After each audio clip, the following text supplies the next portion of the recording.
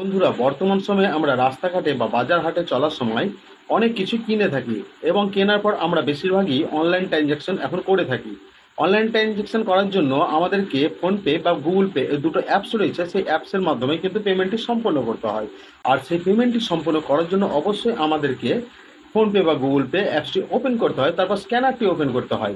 তো বন্ধুরা, আজকে একটি গুরুত্বপূর্ণ সেটিংস আপনাদেরকে দেখিয়ে দেবো, যে সেটিংসটি আপনারা যদি ফোনের মধ্যে করে রাখেন তাহলে ফোনপে বা গুগল পে অ্যাপসটি ওপেন না করে খুব সহজেই এক ক্লিকেই কিন্তু আপনি পেমেন্টটি সম্পূর্ণ করে দিতে পারবেন। তো চলুন এই ভিডিওর মাধ্যমে আপনাদেরকে সেই গুরুত্বপূর্ণ সেটিংসটি দেখিয়ে দিই।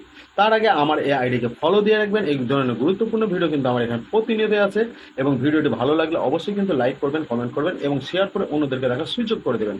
বন্ধুরা, এই গুরুত্বপূর্ণ সেটিংসটি করে নেওয়ার জন্য আপনারা ফোনপে যে অ্যাপস রয়েছে আপনাদের মোবাইলের মধ্যে, সেই অ্যাপসের ওখানে চলে যাবেন এবং এই যে ফোনপে যে অ্যাপসটি রয়েছে এই অ্যাপসের উপরে আপনারা একটু চাপ দিয়ে রাখবেন।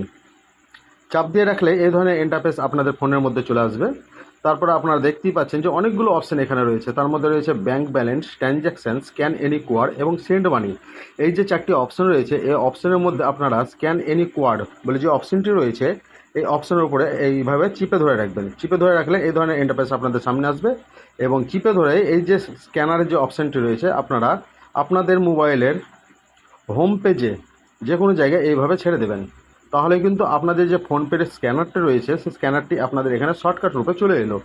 এরপরে আপনি কোনো জায়গায় যদি পেমেন্ট করতে যান তাহলে আপনাকে ফোনপে অ্যাপসের মধ্যে না গিয়ে এইখানে স্ক্যানারের উপরে যদি আপনারা ওপেন করে দেন, এইভাবে আপনাদের স্ক্যানারটি খুলে যাবে এবং আপনারা খুব সহজেই কিন্তু অনলাইন পেমেন্টটি করে দিতে পারবেন ফোনপের অ্যাপস ওপেন না করেই।